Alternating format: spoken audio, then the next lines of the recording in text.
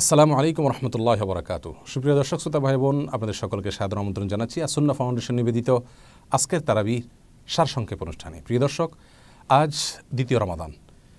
আজকের যেই তারাবিতে যে অংশ তেলাওয়াত করা হবে কোরআনে কারিমের, তা হলো আমরা জানি কোরআনে কারিমের দ্বিতীয় পারার শেষার্ধ এবং ৩ নম্বর পারা, এবং এই যে ১.৫ পারা তেলাওয়াত করা হবে তার সংক্ষিপ্ত সার আমরা অল্প সময়ের ভিতরে আপনাদের সম্মুখে পেশ করার চেষ্টা করব। আমা তৌফিক ইল্লা বিল্লাহ। প্রিয় দর্শক, আজ তারাবিতে দ্বিতীয় পারার যে শেষার্ধ তেলাওয়াত করা হবে, এই শেষার্ধে আল্লাহ সুবহানাহু ওয়া তাআলা অনেকগুলো বিধানের কথা আলোচনা করেছেন। আর আমরা জানি কোরআনে কারীম আল্লাহ সুবহানাহু ওয়া তাআলা আমাদেরকে দিয়েছেন আমরা যেন আল্লাহ নির্দেশিত এবং নিষিদ্ধ বিষয়গুলোকে জেনে সে অনুযায়ী চলে আমাদের জান্নাতকে আমরা সুগম করতে পারি।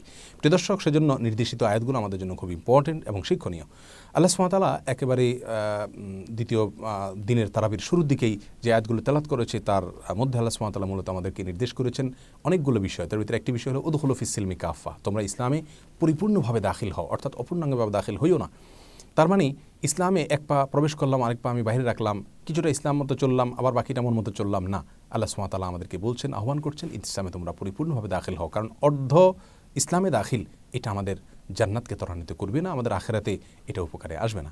এরপরে আল্লাহ সুবহানাহু ওয়া তাআলা বনী ইসরাঈল প্রসঙ্গে বলেছেন যে তারা আল্লাহ সুবহানাহু ওয়া তাআলার নেয়ামতকে পরিবর্তন করে ফেলেছিল, নেয়ামতের শুকরিয়া আদায় করে তারা কুফরি করেছিল।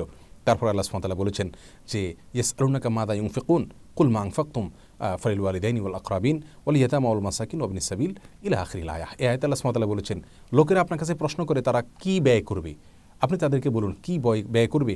এটা প্রশ্নের বিষয় না, বরং তোমরা ব্যয় করবে কোন জায়গায়, তোমাদের মা বাবার জন্য তোমরা ব্যয় করবে। অর্থাৎ তোমাদের ব্যয়ের জন্য সবচেয়ে গুরুত্বপূর্ণ খাত হলো তোমাদের মা বাবা।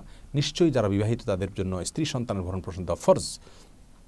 আর এমনি সাধারণভাবে দানের জন্য বা হাদিয়া উপঢৌকনের জন্য মা বাবাকে আল্লাহ সুবহানাহু ওয়া তাআলা এখানে অগ্রাধিকার দিয়েছেন। সেই সাথে নিশ্চয়ই নিজের পরিবার আত্মীয় এবং অর্থাৎ স্ত্রী সন্তান তারা তো অবশ্যই থাকবে।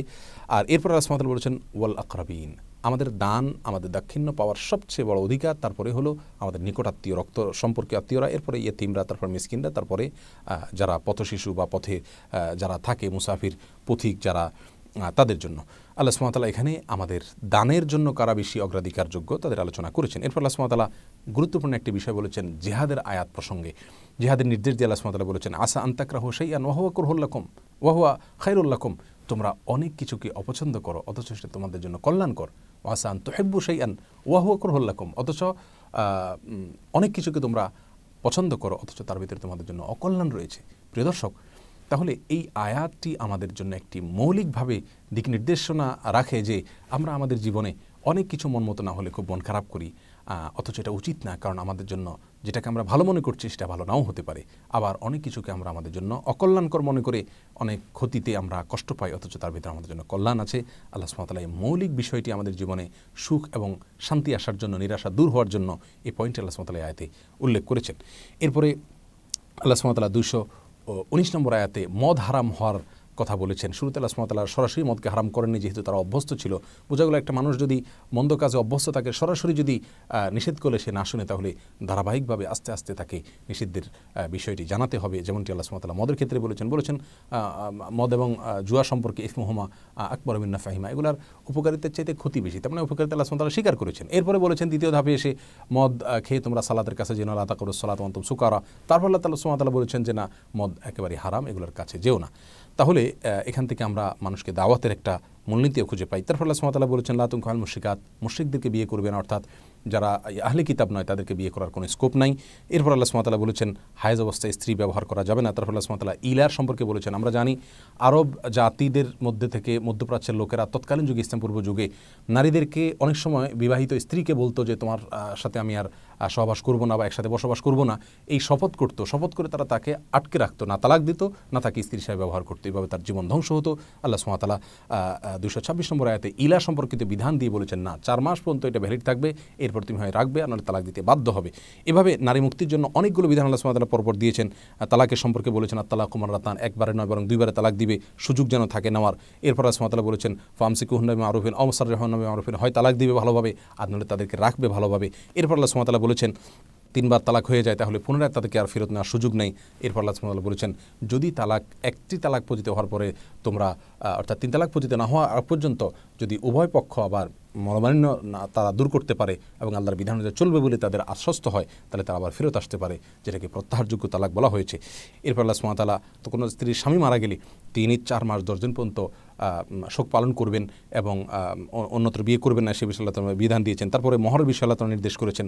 তারপর আল্লাহ সুবহানাহু ওয়া তাআলা বলেছেন সালাতে উস্তার ব্যাপারে, হাফিজু আলাস সালাত ওয়াস সালাতুল উস্তা, সব সালাতের গুরুত্ব দিবে, তবে বিশেষভাবে মধ্য সালাতে উস্তা অর্থাৎ আসরের সালাতের প্রতি এক্সট্রা কেয়ার করবে। তারপর আল্লাহ সুবহানাহু ওয়া তাআলা বলেছেন আল্লাহকে করজ দেওয়ার কথা, জিহাদের কথা। এরপরে তালুত জালুতের ঘটনা এটা এসেছে, আমরা জানি তালুত একজন ভালো মানুষ ছিলেন, তার সাথে যুদ্ধ করার জন্য জালুত জালেম এর বিরুদ্ধে আল্লাহ তাআলা নির্দেশ করেছেন। কিছু লোক করেছে, কিছু লোক করে নাই, যারা করেছে তারা সফলকাম হয়েছে। এরপর 3 নম্বর পারা শুরুতে আল্লাহ সুবহানাহু ওয়া তাআলা তার বড়ত্ব, তার সত্যতা এগুলো আলোচনা করেছেন, তার সত্যতার বিষয়ে আলোচনা করেছেন, চ্যালেঞ্জ করেছেন, নিয়ামতের কথা উল্লেখ করেছেন। এরপর আয়াতুল কুরসি উল্লেখ করেছেন, যেটি সকাল সন্ধ্যা পড়া অনেক ফজিলতপূর্ণ এবং 5 ওয়াক্ত সালাতের পরে পড়লে জান্নাতে যেতে তার কোনো বাধা থাকে না মৃত্যু ছাড়া। এরপর ইব্রাহিম ইসলামের সাথে নমরুদের যে বিতর্ক হয়েছিল সে বিষয়ে আলোচনা করেছেন। নমরুদ ইব্রাহিম ইসলামের সাথে ষড়যন্ত্র করেছে, সে কাহিনী আল্লাহ তাআলা উল্লেখ করেছেন। এরপর আল্লাহ সুবহানাহু ওয়া তাআলা উল্লেখ করেছেন মুনাফিকদের দৃষ্টান্ত, তারপরে যারা দান সদকা করে তাদের বিষয়ে আলোচনা করেছেন। 275 নম্বর আয়াতে সুদ প্রসঙ্গে সুদকে হারাম করেছেন, সে বিষয়ে আল্লাহ তাআলা কঠোরভাবে নিষেধাজ্ঞা আরোপ করেছেন। তারপর আল্লাহ সুবহানাহু ওয়া তাআলা বলেছেন যে কোনো বিষয়ে লেনদেন করলে তোমরা লিপিবদ্ধ করে রাখবে এবং লেনদেন করলে লিপিবদ্ধ করতে তোমরা অস্বীকৃতি জানাবে না। এরপরে কোনো সাক্ষ্যকে যদি কেউ গোপন করে সেটার ভয়াবহতা কী হবে সেটা বলেছেন, অর্থাৎ কোনো বিষয়ে আমি যদি সাক্ষ্য দেওয়ার বিষয় থাকে আমরা যেন গোপন না করি। দুজন মানুষের মধ্যে বিবাদ হয়েছে, আমি অবশ্যই যেটা সত্য সেটা আমি আমার সাক্ষ্যে বলবো, আমি ভেজাল এড়ানোর জন্য সাক্ষ্য গোপন করা এটা জায়েজ নাই, বরং সাক্ষ্য দিতে হবে, এই বিষয়ে আলোচনা করেছেন। তারপরে সূরা বাকারার একেবারে শেষ 2টি আয়াত আমানার রাসূল থেকে শেষ পর্যন্ত বলেছেন আল্লাহ সুবহানাহু ওয়া তাআলা যে 2টি আয়াত রাতের বেলা পড়ার অনেক ফজিলত রয়েছে, অতএব আমরা রাতের বেলা সম্ভব হলে এই 2টি আয়াত পড়ব। তারপরে আল্লাহ সুবহানাহু ওয়া তাআলা সূরা আলে ইমরান এর ভিতরে যে আয়াতগুলো নাজিল করেছেন সেগুলো আজকে তারাবিতে তেলাওয়াত করা হবে। এবং এই আয়াতের শুরুতে আল্লাহ সুবহানাহু ওয়া তাআলা আয়াতগুলোকে 2 প্রকার করেছেন, কিছু মুহকাম, কিছু মুতাশাবা। মুহকাম মানে হলো যেগুলো স্পষ্ট বিধান রয়েছে, আর মুতাশাবা মানে হলো যেগুলো প্রাজ্ঞ আলেম ছাড়া অন্য কেউ বোঝে না। মুহকামগুলোকে আমাদেরকে ফলো করতে বলা হয়েছে। তারপর বলা হয়েছে যে শাহিদাল্লাহু আন্নাহু লা ইলাহা ইল্লাহু ওয়া উলুল ইলমি কায়িমান বিল কিসত, আল্লাহ সাক্ষ্য দিচ্ছেন তিনি ছাড়া সত্যিকারের কোনো মাবুদ নাই, এবং আলেমগণ সাক্ষ্য দিচ্ছেন। এখানে আলেমগণের সাক্ষ্যকে দলিল হিসাবে উল্লেখ করা হয়েছে, আলেমদের মর্যাদা এখান থেকে পরিষ্কারভাবে বুঝে আসে। এরপরে আল্লাহ সুবহানাহু ওয়া তাআলা একটা পর্যায়ে বলেছেন কুলিল্লাহুম্মা মালিকাল মুলক, রাজত্বের মালিক আল্লাহ সুবহানাহু ওয়া তাআলা, যাকে ইচ্ছা তিনি রাজত্ব দেন, যার কাছ থেকে তিনি ছিনিয়ে নেন। এই বিষয়টি আমাদের গুরুত্বপূর্ণ একটি বিষয়, আল্লাহ তাআলা সেটি বলেছেন। এরপর আল্লাহ বলেছেন কুল ইন কুনতুম তুহিব্বুনাল্লাহ ফাত্তাবিউনি, তোমরা যদি আল্লাহকে ভালোবেসে থাকো তাহলে হে রাসূল আপনি বলে দিন যে আমার অনুসরণ করো, অর্থাৎ রাসূল অনুসরণ করলে সে আল্লাহর প্রেমিক বলে প্রমাণিত হবে। আমাদের উচিত হবে প্রত্যেকটা কাজে সুন্নাহ অনুসরণ করা, রাসূল কি বলেছেন সেটাকে ফলো করা, এটি আল্লাহর প্রতি মহব্বতের আমাদের প্রমাণ হবে। তারপর আল্লাহ সুবহানাহু ওয়া তাআলা 35 নম্বর আয়াতে যেটি বলেছেন সেটা হলো এই সূরার মূল আলোচ্য বিষয়, অর্থাৎ ইমরাতে ইমরান এর ঘটনা, ঈসা আলাইহিস সালাতু ওয়াস সালামের নানির ঘটনা, মারিয়ামের মায়ের ঘটনা। তো সেখানে সেই ঘটনা শুরুতে আল্লাহ সুবহানাহু ওয়া তাআলা কীভাবে তিনি তার গর্ভে সন্তান আসা পরে মানত করেছিলেন আল্লাহর কাছ দান করবেন, অথচ সেটি মেয়ে হয়েছে। তারপর তিনি আল্লাহ সিদ্ধান্ত মেনে নিয়েছেন, আল্লাহ তাআলা তাকে মেয়ে দিয়েছেন, কিন্তু তিনি যে ছেলে চেয়েছেন সেই ছেলের চাইতে এই মেয়ের মর্যাদা অনেক বেশি এবং তার নাম সুনাম সব কিছু বেশি ছিল। এই বিষয়ে আল্লাহ সুবহানাহু ওয়া তাআলা আলোকপাত করেছেন। প্রিয় দর্শক, এই পর্যন্ত মোটামুটি আজকের তারাবির সারসংক্ষেপ। ইনশাআল্লাহ বিইذনিল্লাহ আগামীকালকে আমাদের সঙ্গে আপনাদের সাথে আবার কথা হবে আগামীকালকে তারাবির প্রসঙ্গে। আল্লাহ তাআলা সে পর্যন্ত সবাইকে ভালো রাখুন, সুস্থ রাখুন। আসসালামু আলাইকুম ওয়া রাহমাতুল্লাহি ওয়া বারাকাতুহু।